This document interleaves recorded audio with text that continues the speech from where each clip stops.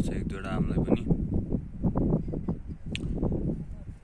हामी पोखरी भन्दा केही समय अलिकति ओरतिर छौँ, पोखरी पुगेका छौँ।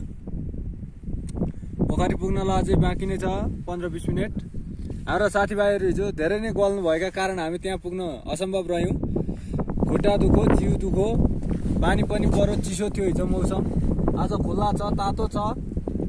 त्यसै कारणले हामी ओरतिरै बसेको पनि रमाइलो भइरहेको छ, किनकि आज बिहानको मौसम सबै सफा सुन्दर वातावरणमा एकदम रमाइरहेका छौँ। हामीले यहाँबाट विभिन्न गाउँ ठाउँ हेऱ्यौँ। अब चिन्न त सम्भव भएसम्म चिनियो, नभएसम्म चिनिएन गाउँ ठाउँहरू। हिमालको पनि अवलोकन गऱ्यौँ।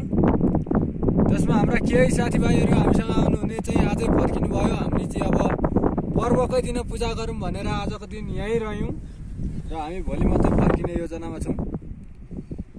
र अरू साथीभाइहरूलाई नि केही भन्नु छ कि सोध्न लगाउँ। हाम्रा साथीभाइहरूको अनुभव कस्तो भइरहेछ?